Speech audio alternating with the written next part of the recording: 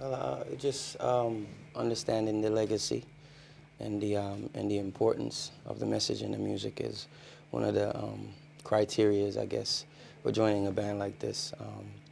Bob Marley is the symbol of peace across the globe, so it's truly an honor and a privilege to be a part of this movement. Yeah. Well, absolutely. The band were famous for spreading the message of Rastafari. Right. Is that something that's still really active and important with the band today? Yeah, I mean, Rastafari movement is a movement of one love and unity. I mean, that movement can't stop. You know, we need love in the world and we need unity. So as long as that is the case, then Rastafari movement shall live on. You know? Okay, I'm feeling the love right now. Now, you're performing Legend, which is 30 years old now. Yeah. Legend is one of the most successful albums in the world. It sold 300 million copies. Time magazine said it was the greatest album ever. And your face is saying, wow. Like, when you hear that now, even though you perform it, is it hard to believe how successful it is? Well, I never really knew the numbers. I knew it was a big album. I knew it was the biggest album in their history. I never knew the numbers, so that was a genuine reaction you just got. Those are the numbers. Yeah. They're huge. It's intimidating. Why do you think it's so massively successful? Because it's relevant.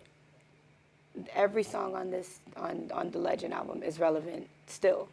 So you could put it in any part of the world and pick any 5 people and they know at least one song on that album. Yeah. So it's not a surprise. Like I said, I just didn't know the number. Well, it's huge, 300 million sales. That's amazing. Now, these are songs that we know, we love. We've heard them time and time again. When you're performing them, how do you make sure that it sounds fresh and feels fresh every time? You know, we listen to the album a lot and we try to do our best to keep it as close as the original.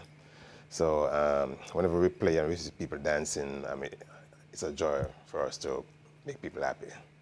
And do you find that with the gigs, it's people that have known the band for years, or do you get people who are kind of new to it as well? We get all ranges of different ages. You know? I've seen babies at our shows. I've seen the elderly. I've seen people in wheelchairs.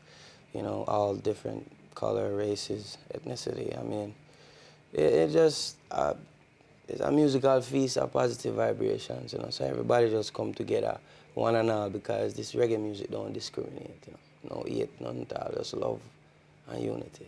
It would be hard to find someone who didn't like the idea of a musical feast of positive vibrations. Right. I think that's probably my favourite sentence that I've ever heard in the studio. Now, obviously, and very sadly, Bob Marley died quite a long time ago. But how do you kind of keep his spirit alive through the music and through your performances? Well, his spirit is kept alive through his messages and his music. I mean, this is timeless music. So as long as this music is relevant, then Bob Marley will always live on. So he live on through his music. So we celebrate his life, and his passing was just moving on to another dimension. So we know that this music is the non-physical part of Bob Marley. That's still what there, you know. And is that something that you can feel when you're performing? Yeah, man. If you can't feel it, you can't perform. Aston is the one original member of the band. Yeah. Does he ever talk about what it was like back in the day when it was the original band and performing with Bob? What are your favourite stories that he's told you? Yeah, so many. Any stories that are suitable for broadcast on a TV programme? I mean, I think the stories that that highlight Bob Marley's work ethic are the ones that I appreciate the most. The ones of him just being relentless. I think that performance in Zimbabwe, formerly known as Rhodesia, at the independence celebration, when the freedom fighters break down the barrier at the stadium, because they weren't allowed in the stadium at the time, and the police tear gas the place, and everybody else was running, and you know, but Bob Marley was still performing. So he carried on performing throughout? He kept performing through the tear gas because the spiritual enlightenment. You know? So just to hear that and to recognize that his greatness transcends time and existence. It's just a man where he was really blessed, you know. That is amazing. Yeah. What about you two? What are your favourite stories? I don't, you know, I can't, to put it in a nutshell, like you said, for me, it's the work ethic. Like, you could tell we're younger. So if he's looking for somebody and they sleep, and it's always, he's kind of a smart mouth. So he'll always say something funny and slick just to make you feel like you're doing nothing, but not to hurt your feelings, just so you know that you're alive, you're young, you're able to do what you're supposed to be doing right now. Yeah. So it's like, it's always a little quick check to kind of like, when I was your age, this is what we had to be doing, or little things like that. Like, that's what I tend to get a lot of anyway. I get it a lot. But No sleeping on the job. yeah, no. Yeah. And what about you?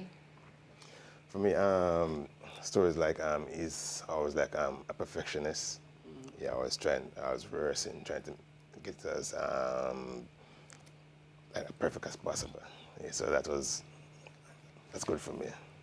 Okay, and I'm just going to ask you one more question. I have to say, you are the most relaxed people I've ever interviewed, and I am now. I'm feeling so chilled out. I don't know that I'm going to be able to go on air tonight. I might have a snooze and let my co-presenter Anthony do the whole show.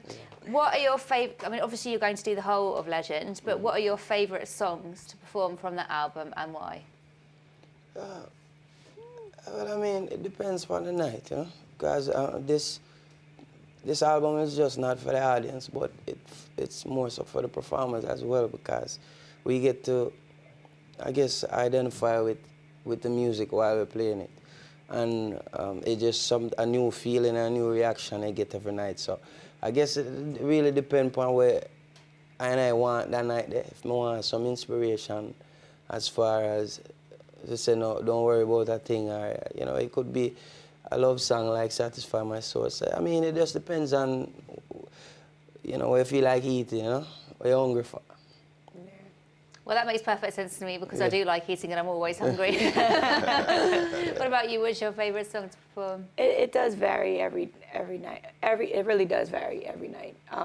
Because we're the front line, so it's funny that we're the three that ended up coming. But we're playful.